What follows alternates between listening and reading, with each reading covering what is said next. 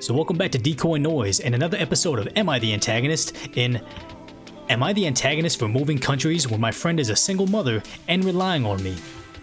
So if you haven't already, please consider subscribing down below. As the channel's kind of hit that 1K mark, I gotta say, the Decoy comments in the comment section of the YouTube video are far superior than to anything that we see on the actual Reddit post. So if you want to be in that discussion, subscribe, turn on the notifications, because we're having fun and it's just better, I feel like. But let's just get to this post right now.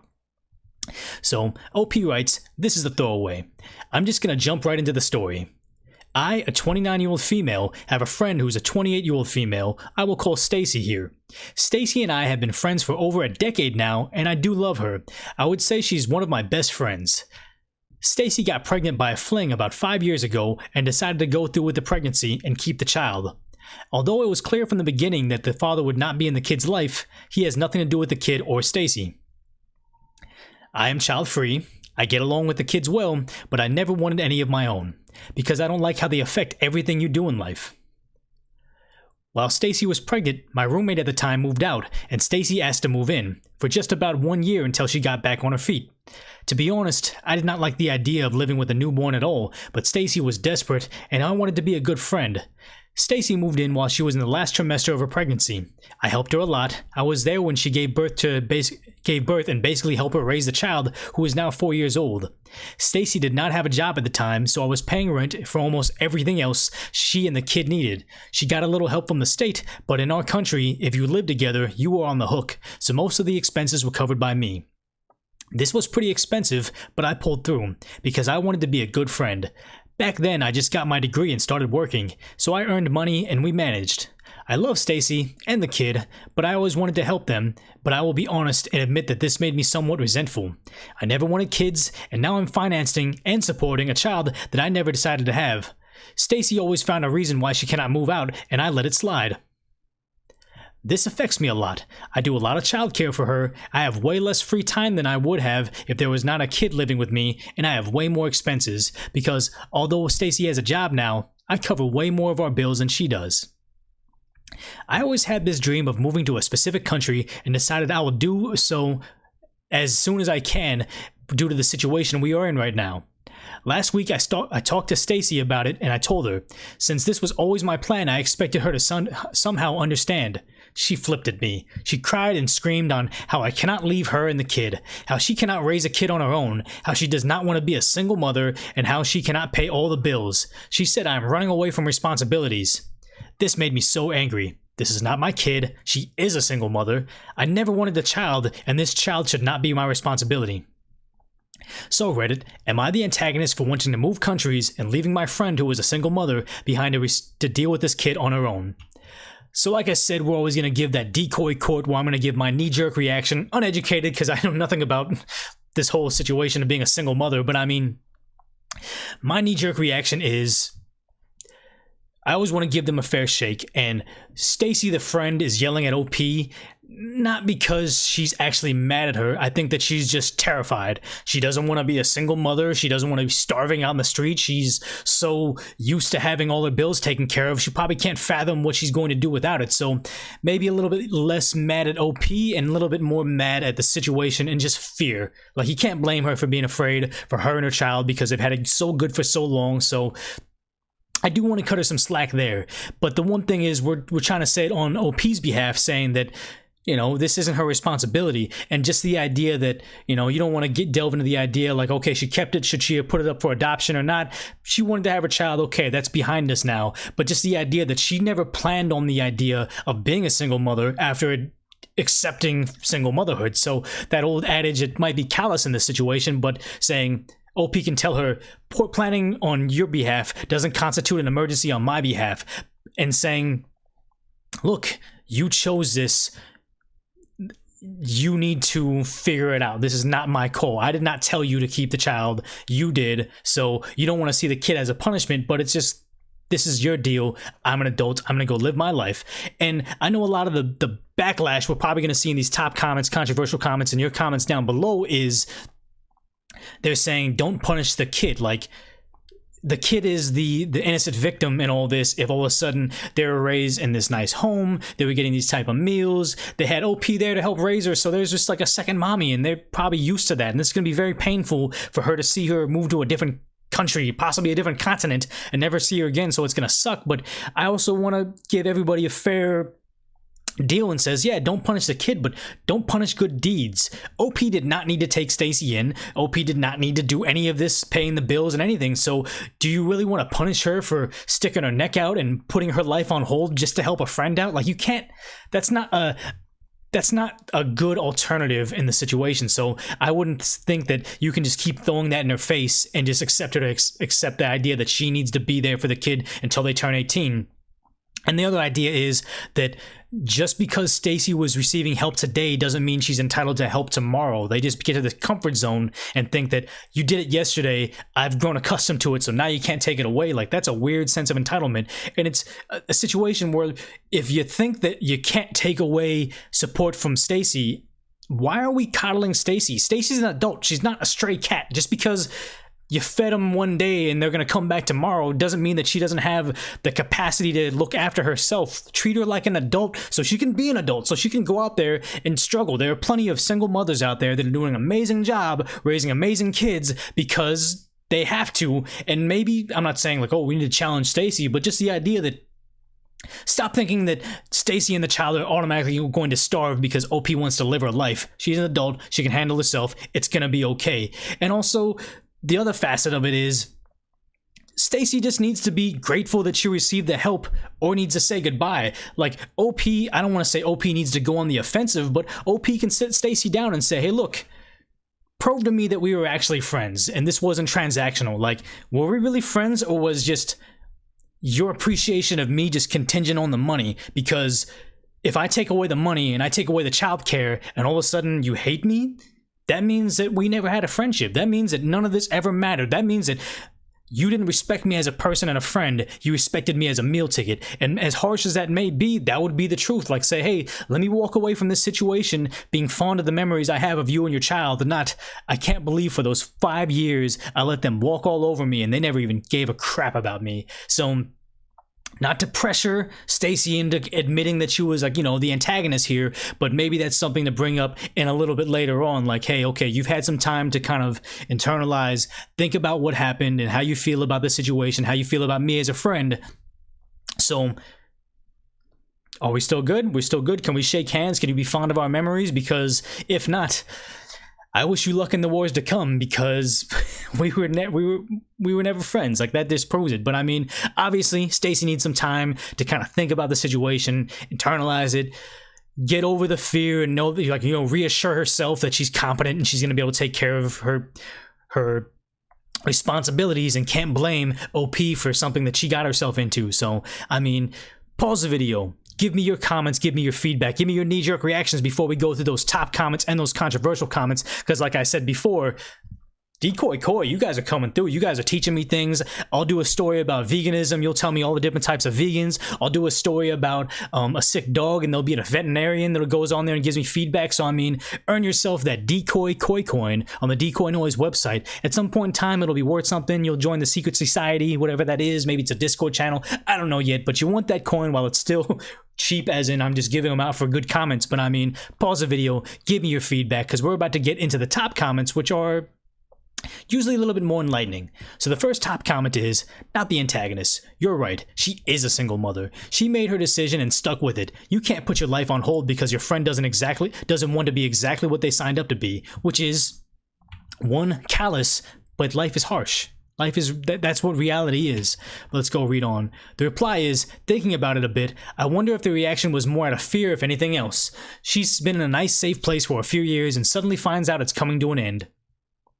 Suddenly reality hits that you are a single mom on your own with a young child and you have to look after yourself. I would be scared if that was me. So kind of like what I said before, how she's not mad at OP, she's mad at the situation. She's not reacting out of anger, she's reacting out of fear. But I mean, let's go ahead and read on. Next top post, not the antagonist. It's unfortunate that Stacy is in this position, but you did not put her there, and you have been more than just a good friend to her. You're not on the hook for the raising the child, and hopefully once she has time to process her emotions, she will remember that. And then the info, is there a reason the child's father is not providing child support? So one thing I would kind of detract from this is, in the original post, at some point in time, OP did say something about Stacy receiving some money from the state, but if you're taking care of them, that money's limited. So I'm willing to bet that wherever they are, there are stipulations saying that you're not on the hook for raising the child. Sometimes they do that whole common law wife, common law husband thing where even though there's not set in stone and there's no agreement, if they're both getting mail at that address, the courts, the laws, in the eyes of the law, they see you as married, so you are indeed on the hook for the wife, or not the wife, for their common law wife. And the idea that OP says, hey, look, I'm going to disappear to a different country makes me kind of believe like they're going to a place where they can't be tracked down, where they can't be held liable for child support if she decides to go after her. Because the sad part is, though, is you'd like to think they're friends. You'd like to think that they're going to leave on good terms, but sometimes desperate people do desperate things, and desperate things are not likely or not always justified things. They're not ethically the right things. So just the idea that you wouldn't expect a friend to go after you for child support when you were just doing her a favor, she may see that as her only option between living and dying. Even though I'm making this a bit, extreme, but just the idea that it may or may not be the right thing, but that might be the applicable thing here. So let's go ahead and read on. Okay, so OP Pitt came back and said, the father and Stacy have no contact whatsoever. He made it very clear that he does not want this kid. Apparently he has no money, so the state can't take anything from him. Which is, depending on where they are, they could garnish his wages if he ever makes anything. So there's ways they can go after him. And the next reply is, not sure how it is in every state, but in Texas, I know that even if the father has no money or no job, they base everything off minimum wage and still go after child support.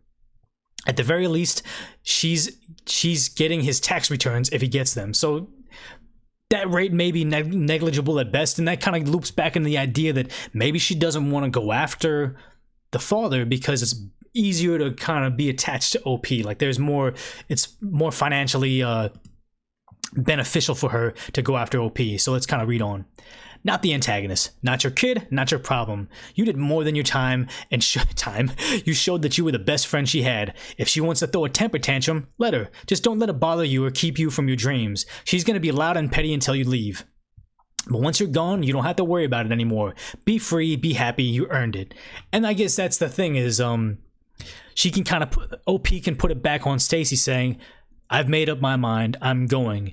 I can either reflect on this situation and be fond of my memories with my best friend and her kid, or I can look back on this memory and be like, I can't believe that you let me take advantage of me. I believe I said that just a little bit earlier, but just the idea that, hey, she can throw a temper tantrum. She's going through an emotional moment in her life, but once it comes down to it and you guys are adults having an adult conversation, be openly clear as to what you think what you would like from her after giving her such a favor. But it looks like OP came back and replied.